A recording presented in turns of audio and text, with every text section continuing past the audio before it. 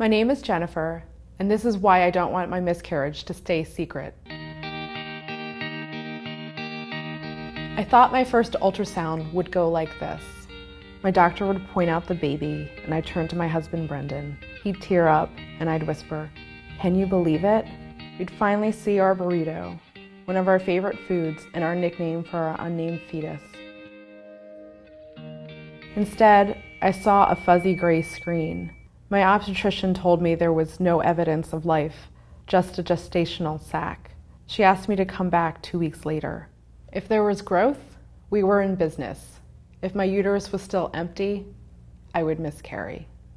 I worried every day that nothing was growing inside of me. Still, I religiously read mommy online forums where other women saw the fetus at their second ultrasound. This gave me hope. But the second ultrasound showed there was no baby.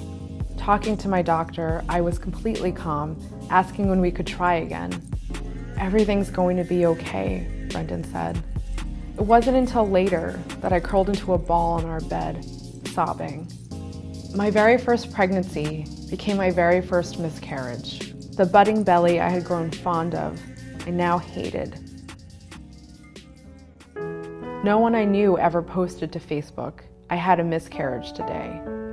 I told a few close female friends, and that's when the stories started coming out about their own miscarriages. One friend was going through a miscarriage at the same exact time I was. Another suggested I check out #IHadAMiscarriage. I thought I was alone, but it seems so many women had miscarriages. Many of us were still grieving. Meanwhile, in subsequent checkups, I was still pregnant, even though my body was slowly bleeding. A month later, my OBGYN scheduled a DNC to remove what was inside of me.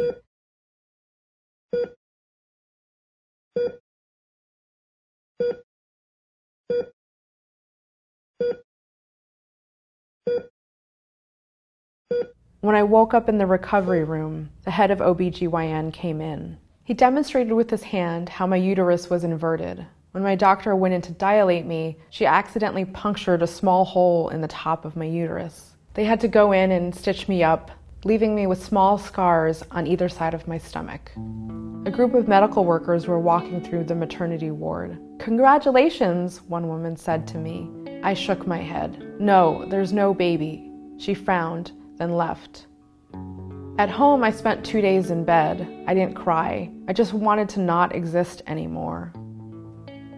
After the surgery complication and an awful phone call with my doctor, I started a frantic search for a new obstetrician. Through a friend's recommendation, I saw a new doctor. She answered my dozens of questions. My new doctor made me feel comfortable, whereas my old doctor didn't seem to care and even dismissed my concerns. When the miscarriage finally happened, I welcomed the cramps and the tissue that finally came out. Now that the physical part was over, I could finally move on.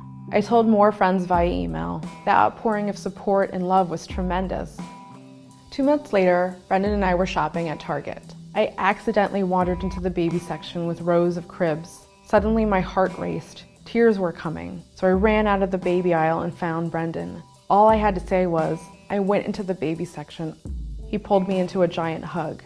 What I've learned is that there is no getting over it. The grief of my loss is part of me. It always will be. Now, instead of being ashamed to tell anyone on Facebook, I'm going to break the bad news barrier and say it. Last fall, I had a miscarriage.